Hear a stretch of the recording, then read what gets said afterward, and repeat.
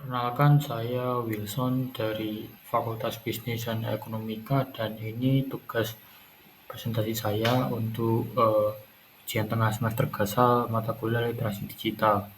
Sebelumnya, ini judul saya cara UMKM dapat berkembang di era industri 4.0.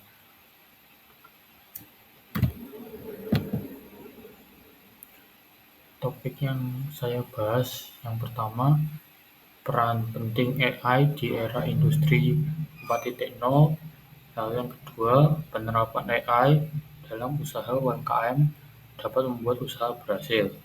Jadi di sini eh, sebelumnya mohon maaf kalau suara saya tidak terlalu keras karena saya lagi sakit cacar, dan juga peran penting AI karena menurut saya AI ini sangatlah berperan penting di era industri 4.0. Mengapa? Karena era industri 4.0 sendiri adalah era di mana eh, era yang sangat berbasis pada teknologi, era yang sangatlah dekat hubungannya dengan teknologi, dan di mana segala aktivitas yang dilakukan dan juga segala proses produksi, segala kegiatan, segala aktivitas ekonomi yang dalamnya itu sangat dekat sekali dengan kemajuan teknologi dan sangat juga dibangun berlandaskan atas teknologi.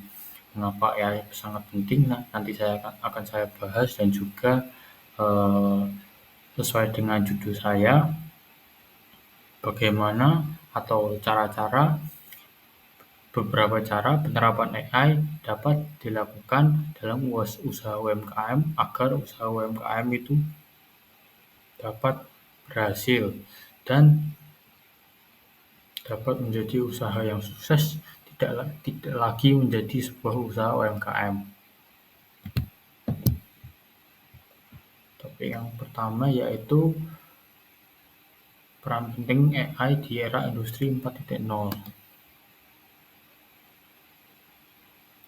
Di sini saya ada 5 poin.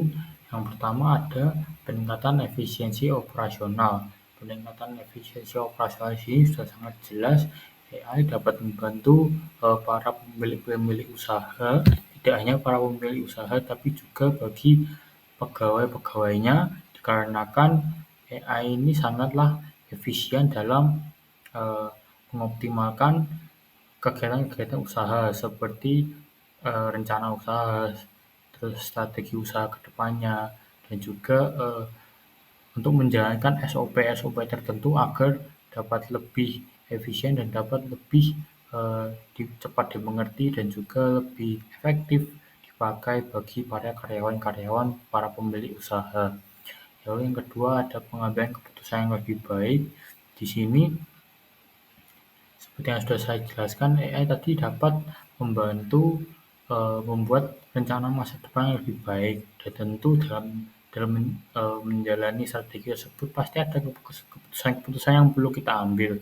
Nah, keputusan-keputusan itu pasti dengan bantuan AI kita dapat membuat keputusan yang lebih baik, lebih matang, lebih terencana, dan juga dengan keputusan yang tentunya lebih efektif untuk usaha kita. Yang ketiga ada peningkatan kualitas produk. Di sini AI sangatlah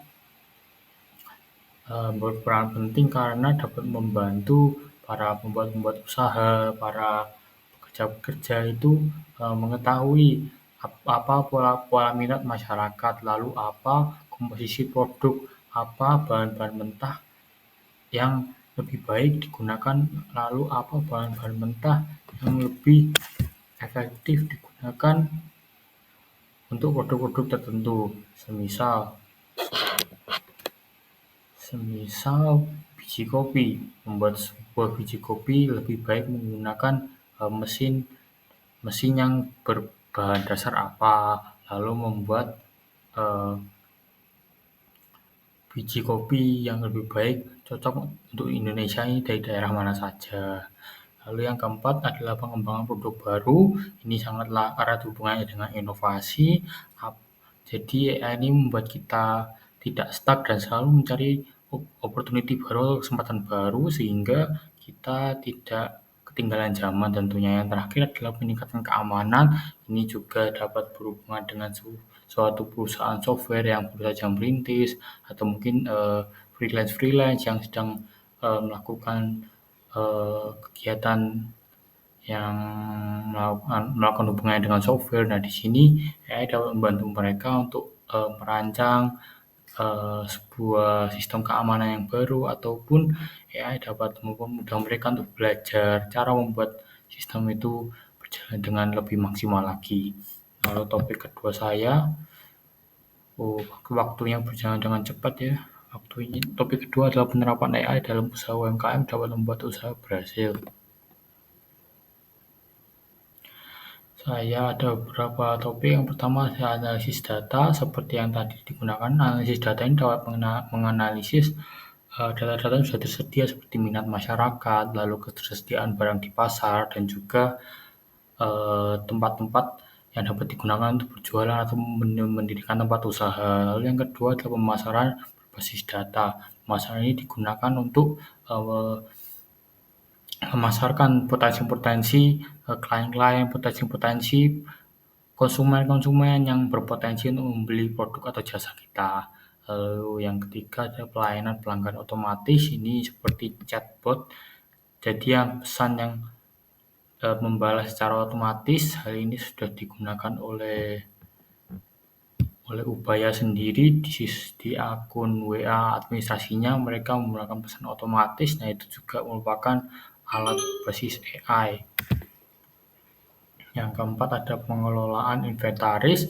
AI di sini dapat membantu mengoptimalkan atau mengefisiensikan penyotokan barang, atau misal penyimpanan barang untuk orang yang sedang berjualan, khususnya di perusahaan dagang, agar mereka tidak keteteran atau mereka tidak kewalahan, atau mungkin mereka dapat mengelolanya dengan lebih efisien. Di sini AI dapat membantu mereka menciptakan suatu program, atau AI dapat membantu mereka menyusun dengan lebih rapi barang-barang mereka. Yang kelima ada optimasi operasional. Optimasi operasional di sini hampir mirip dengan analisis data. Namun bedanya adalah di sini lebih berfokus pada operasionalnya itu sendiri. Nah, di sini operasionalnya sendiri itu mereka ini menganalisis data-data yang digunakan oleh para konsumen-konsumen. Namun di sini mereka lebih menitikberatkan pada operasional yang dilakukan oleh perusahaan setelah mendapatkan data-data tersebut. Nah, di sini mereka dapat membuat operasional lebih efektif, menyesuaikan kepada kebutuhan-kebutuhan pelanggan. Di sini perusahaan juga dapat menentukan bagaimana menjalankan perusahaan yang lebih efektif sesuai dengan strategi-strategi yang sudah dibuat perusahaan sesuai dengan kapasitas dan value perusahaan tersebut. Lalu yang keenam ada analisis risiko kredit. Di sini AI dapat membantu perusahaan itu menilai apakah perusahaan itu sanggup untuk membeli barang atau meminjam uang secara cash atau kredit. Di sini AI membantu menganalisa apakah suatu perusahaan itu sanggup.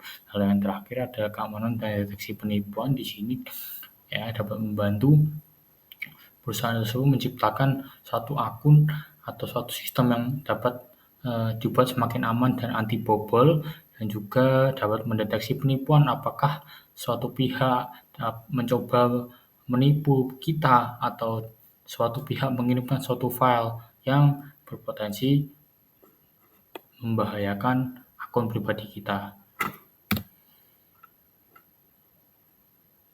Thank you for listening.